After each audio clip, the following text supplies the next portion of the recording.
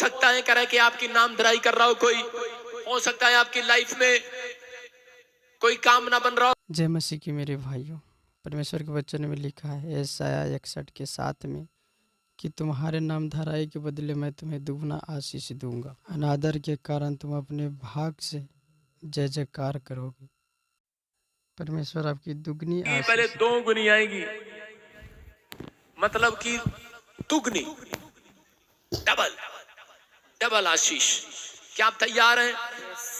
हो सकता है कह रहा है कि आपकी नामधराई कर रहा हो कोई, हो सकता है आपकी लाइफ में कोई काम ना बन रहा हो और आपकी नामधराई कर रहा हो। आपको अपने लोग भी कह रहे हो कि कितने साल से तू चर्च में जा रहा है और तेरी गवाही नहीं बन रही।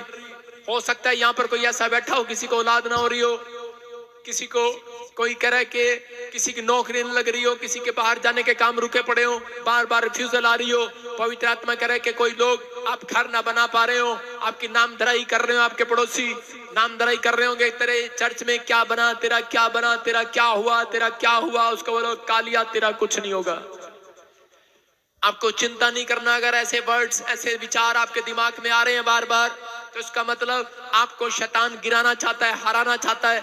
लेकिन मैं उन लोगों से बात कर रहा हूं जो बाहर बैठकर धूप सेक रहे हैं, जो चाय पी रहे हैं, उन लोगों से बात कर रहा हूं मैं। परमेश्वर का आत्मा आपसे बात कर रहा है। बेशक आपने सालों साल से नामधराई आपकी हो रही है, आप बार बार कह रहे कि अनादर को देख रहे हैं, आपके मोहल्ले में आपका आदर करना बंद कर दिया गया है, आपके पड़ोस ने आपका आदर करना बंद कर दिया है। ये कह करके ये ईसाई लोग हैं, ये कुछ नहीं करते, इनका बेकार है, कुछ नहीं होता इनकी लाइफ में।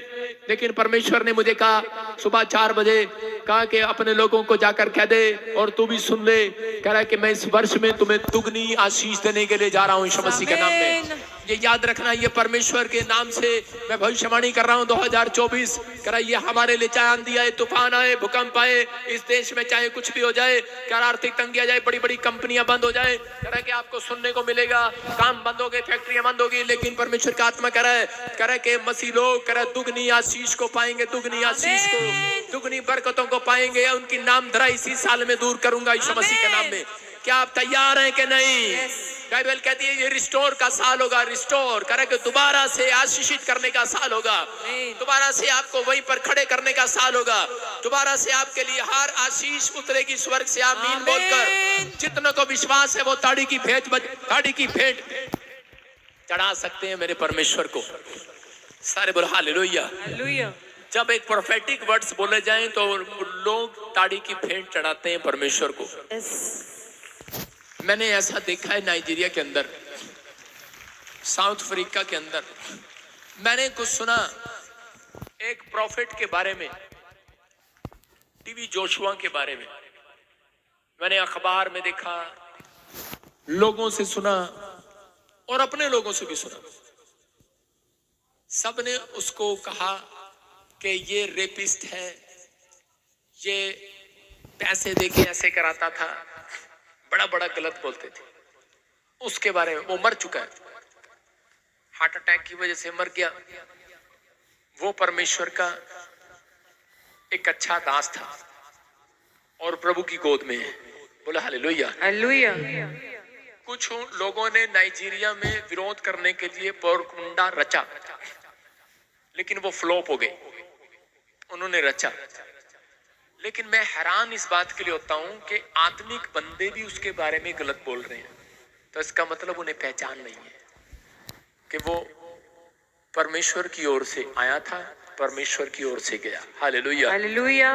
इंसान गलतियां करता है, गिर भी पड़े तो आप जज करने वाले नहीं है, परमेश्वर करता है। Hallelujah hallelujah. सब कुछ पवित्र आत्मा के हाथ में है। मैं फिर उन लोगों को कह रहा हूं कि नामधराई के बदले 100 गुना सुख मिलेगा आपको।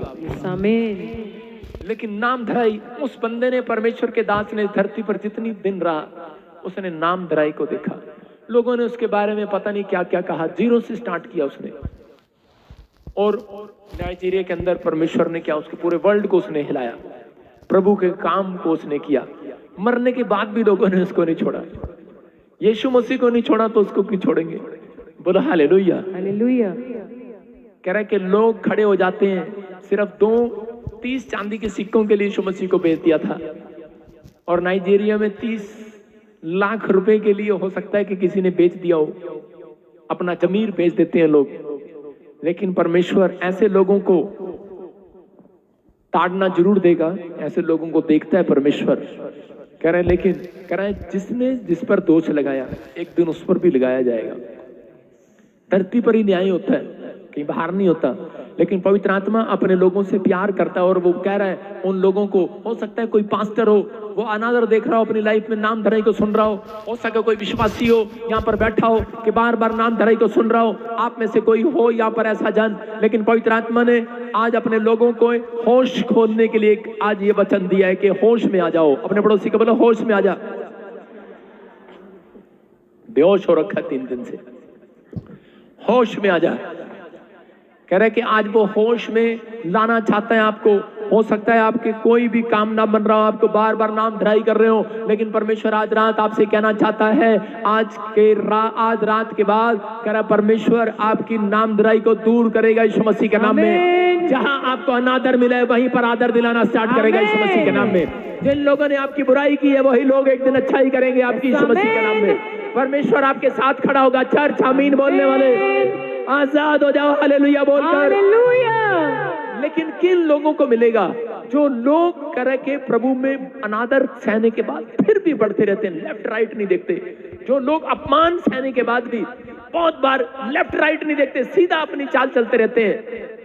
आपने कभी डड्डू को देखा चलते? कभी इधर कभी उधर। डड्डू जो होता है कभी अपनी बात से इधर कभी अपनी बात से उधर। आजकल के विश्वासी भी डड्डू हो गए।